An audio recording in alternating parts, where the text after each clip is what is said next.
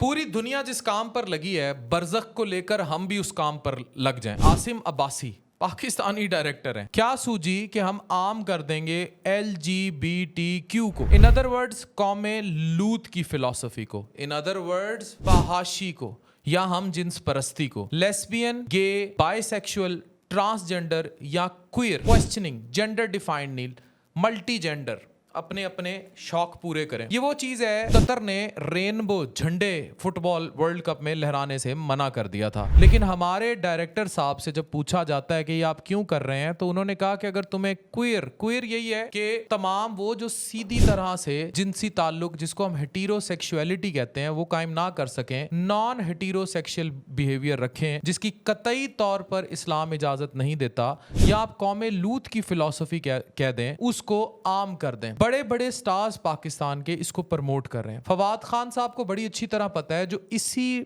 बरज़ख ड्रामे का मरकजी किरदार हैं, कि इन पर क्या एक भारतीय डायरेक्टर करण जौहर को लेकर इन पर क्या बातें की जाती रही हैं, लेकिन स्टिल वो ऐसी फिलॉसफीज का हिस्सा हैं। इसमें प्री मैरिटल जो आप रिलेशंस रखना चाहें निकाह से पहले, उसको आम किया गया ड्रामे में, यानी जना को ग्लैमराइज किया गया। एक चीज जिसमें एक बच्चे को, एक मर्द को नहाते हुए दिखाकर सेक्सुअल ग्रूमिंग का लफ्ज इस्तेमाल किया गया है। ये क्या होता है कि जो माइनर्स होते हैं, जो छोटे होते हैं, उनको सेक्स की तरफ बच्चों को लाया जाए। अब सेक्स एजुकेशन एक अलग टायर है, सेक्सुअल ग्रूमिंग एक गुनाह है कि आप माइनर को आकर्षित करें अपनी तरफ, उसे एप्लिसिट करें, उसकी सेक्सुअल ग्रूमिंग की तरफ उसको लेकर आए, बच्चों की सेक्सुअल जिनसी ज़हनसाजी, इसको प्रमोट किया गया बरज़ख में। उसके अलावा जादू टोने को नॉर्मलाइज किया गया है। उसके अलावा गेटिंग यूज टू कौमे लूथ या LGBTQ जो फिलॉसफी है, उसको दिखाया गया कि बड़ी कूल सी चीज़ है, और इसको भी बड़ा नॉर्मलाइज करने की कोशिश की गई है। इन अदर वर्ड्स, ये वो सारी चीजें हैं जिसको अब वेस्टर्न दुनिया प्रमोट कर रही है। वेस्टर्न दुनिया में अब इन क्लब्स को कुछ कहना, इन पर बात करना, गेज लेस्बियन क्लब्स के अगेंस्ट कोई जुमला बोलना, उनको मुकम्मल तौर पर कानूनी तहफ़्फ़ुज़ दिया गया। यानी आप बाकी जगह पर गाजा की पट्टी से उस तरफ किसी बच्चे को बम के गोले से उड़ा देंगे, वेस्टर्न दुनिया को कुछ नहीं है। लेकिन वेस्ट के अंदर अगर आप LGBTQ कौमे लूत, हम जिन्स परस्ती के शिकार किसी शख्स को कुछ कहेंगे या किसी औरत को कुछ कहेंगे, तो तबाही आ जाएगी। ये वो हम जिन्स परस्ती है जो तबाही करेगी पूरी दुनिया की, और हम भी उसको प्रमोट कर रहे हैं। पाकिस्तान के एक बड़े मारूफ सिंगर भी इसको प्रमोट करते नजर आते हैं।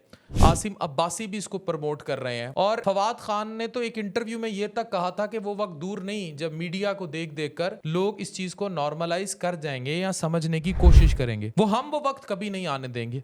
ऐसी ही बात मारिया बी ने भी कही। और हमें ये सोचना होगा कि अगर ये सब चलता रहा तो आलम बरज़ख का मतलब ये है कि कब्र का वक्त, या इन अदर वर्ड्स आप ये कह लें, जो जिंदगी से हकीकी मौत का फासला है, उसको जिंदगी और मौत से अलग कर दें। यानी आप एक ट्रांस फेज में है, ना आप जिंदा हैं ना आप हकीकी मौत की तरफ है, तो उसको आलम बरज़ख का फासला कहते हैं, जो आपने अपनी दुनियावी मौत के बाद, यानी जिंदगी चले जाने के बाद, असल हकीकत जो आपकी असल, उस तक का जो फासला तय करेंगे, in other words your time of grave, कब्र का वक्त, उसे आलम बरज़ख या बरज़ख के वक्त से मशरूत किया जाता है। तो कॉन्सेप्ट आप ये दे रहे हैं, और दूसरी तरफ आप कौमे लूत की फिलॉसफी को प्रमोट कर रहे हैं, वो भी पाकिस्तान में रहते हुए, पाकिस्तानी होकर बच्चों की सेक्सुअल ग्रूमिंग को प्रमोट कर रहे हैं। तो मुझे ये बताएं कि हमारा मुआशरा जहाँ फ्रस्ट्रेशन आम है, जहाँ लोगों को सेक्स एजुकेशन नहीं है, आप किस कदर तबाही उतारेंगे, ये फैसला आपको करना होगा, और हम आपको ये तबाही